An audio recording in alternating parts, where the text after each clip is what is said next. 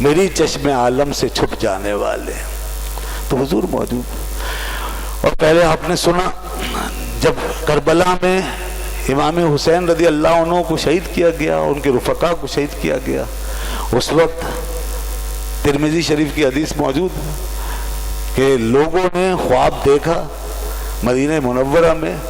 حضرت عبداللہ ابن عباس نے خواب دیکھا، حضرت ام سلمہ رضی اللہ عنہ نے خواب دیکھا. حدیث کی کتابوں میں موجود ہے، مورخین نے بھی حدیث بیان کی کہ رسول پاک کے ہاتھ میں شیشی ہے اور اس میں خون جمع کر رہا ہوں. تو پوچھا یا رسول اللہ یہ کیا معاملہ ہے؟ تو حضور نے فرمایا میں کربلا کے میدان میں تھا اور حسین اور اس کے ساتھیوں کا خون جمع کر رہا تھا. لم ازل التقط دبل حسین و اصحابہ، میں حسین اور اس کے ساتھیوں کا خون جمع کر رہا تھا کربلا کے میدان. وہ خون آپ کے ہاتھ میں تھا. تو یوں پتہ یہ چلا کہ حضور قبر میں زندہ بھی ہیں اور جب چاہیں وہاں سے تشریف بھی لے جاتے ہیں، کہیں جانا چاہیں تشریف بھی لے جاتے ہیں، کہیں پہنچنا چاہیں پہنچ بھی جاتے ہیں. یہ بھی ہے، یہ سب حدیث موجود ہیں. تو 3 دن تک یزید نے اور یزیدیوں نے مدینہ منورہ کے سرزمین کو اپنے لیے حلال ٹھہرایا. اور پھر وہاں کچھ تو خون ہوا، بے شمار لوگ مارے گئے، اور پھر اس کے بعد وہ یہاں سے سفاکیت کا مظاہرہ کر کے واپس گئے. اس واقعہ کو واقعہ حرہ کہتے ہیں. واقعہ حرہ، یہ تاریخ میں تمام مورخین نے اس واقعے کا ذکر کیا. یہ 63 ہجری میں یہ واقعہ پیش آیا. اس کے بعد پھر کیا ہوا؟ پھر 64 ہجری آیا، 64 ہجری میں پھر وہی یزید کی سفاکیت کا دائرہ اور وسیع ہوا. اس نے ایک حرم کو روندا، پہلے اہل حرم کو روندا کربلا کے میدان میں، حرم والوں کو، حرم کے پاسبانوں کو، پھر مدینے کے حرم کو روندا، پھر اس کے بعد اب سب سے بڑا حرم، حرم مکہ، حرم کعبہ، اللہ کا گھر، سب سے بڑی عظیم مسجد، مسجد مکہ، مسجد حرام. اب اس کا وقت نمبر آیا، نعوذ باللہ من ذالک. وہاں کون تھا؟ وہاں عبداللہ ابن زبیر تھے.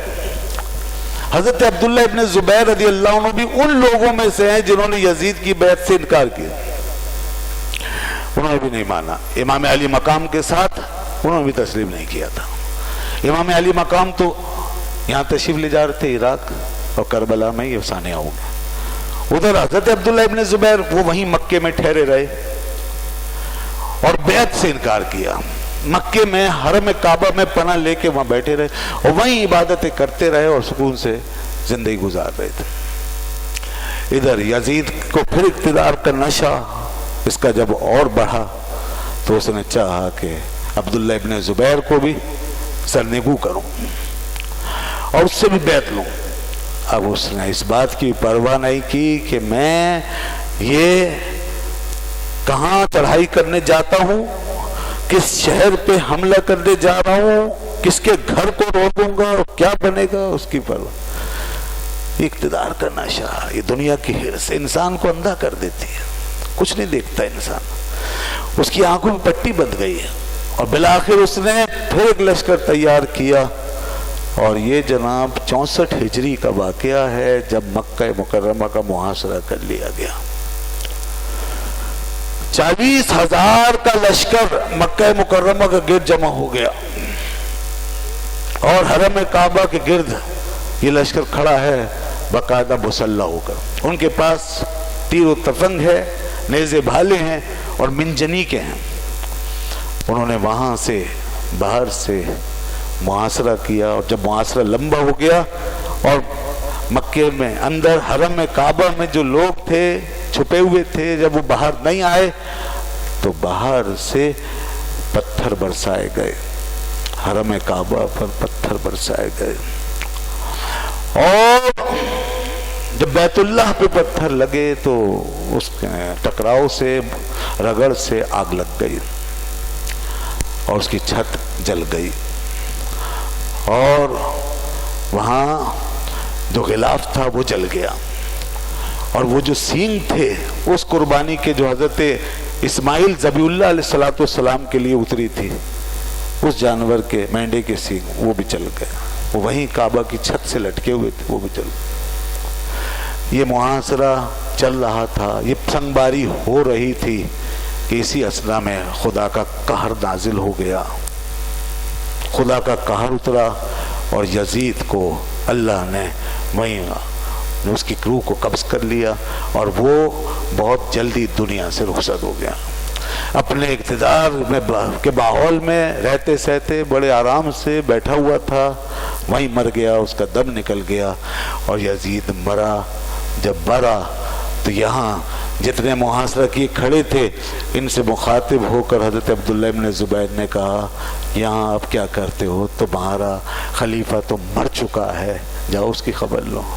فوجوں نے جب یہ سنا کہ خلیفہ مر گیا تو بھاگے، میدان چھوڑ کے واپس ہو گئے، خلیفہ مر گیا۔ یزید پر خدا کی گرفت آ گئی، اس کا نام و نشان مٹا دیا اللہ نے، اس کا کوئی چاہنے والا نہیں رہا، اس کا کوئی ماننے والا نہیں رہا، یہاں تک کہ اس کا اپنا بیٹا، اس کی پشت سے پیدا ہونے والا بیٹا جس کا نام معاویہ تھا، اس کے والد کا نام بھی معاویہ تھا جو حضرت امیر معاویہ ہیں، اور اس کے بیٹے کا نام بھی معاویہ تھا۔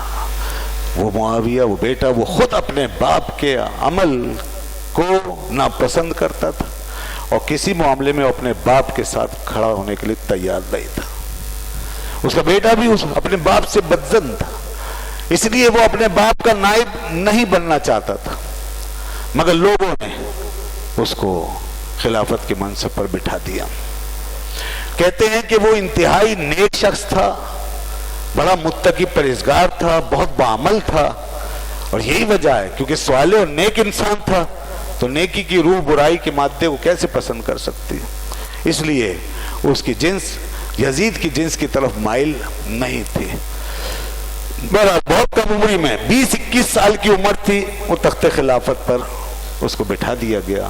وہ بیٹھ تو گیا مگر وہ پھر زیادہ عرصے زندہ نہیں رہا اور وہ بیمار تھا، پھر وہ یہ سب کچھ جو ہو چکا تھا اس سے دل گرفتہ تھا اور وہ اپنے آپ کو یہ نہیں سمجھتا تھا کہ میں اہل ہوں اس سلطنت کا، اس خلافت کا۔ تو چند ہی دنوں میں، لوگ کہتے ہیں 40 دن میں، کوئی کہتے ہیں 2 مہینے میں، کوئی کہتا 3 مہینے میں اس کا انتقال ہو گیا۔ تو معاویہ بن یزید زندہ نہیں رہے، اور یوں دیکھیے یزید بیچ میں ایک معاویہ اوپر ہے، ایک معاویہ نیچے ہے۔ آج ہمیں جو اوپر معاویہ ہیں ان کی بھی قدر ہے اور جو نیچے معاویہ اس کا بیٹا اس کی بھی قدر ہے، مگر بیچ میں یزید کا نام لینے کے لیے کوئی تیار نہیں، اس کے لیے کوئی دعا گو نہیں۔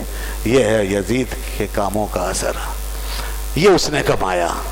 اللہ نے فرمایا نا فما بکت علیہم السماء والارض، نہ ان پر آسمان روئے گا نہ زمین، وما کانوا منظرین، نہ انہیں مہلت ملے گی۔ تو وہ اس طرح نکل گیا درمیان سے، اور اللہ کی شان ہے حضرت امیر معاویہ کی پشت سے یزید جیسا شخص پیدا ہوا اور یزید کی پشت سے پھر ایک معاویہ جیسا صالح انسان پیدا ہوا۔ یہ خدا کی شان ہے، زندوں سے مردے، مردوں سے زندے نکال دیتا ہے وہ، نیک سے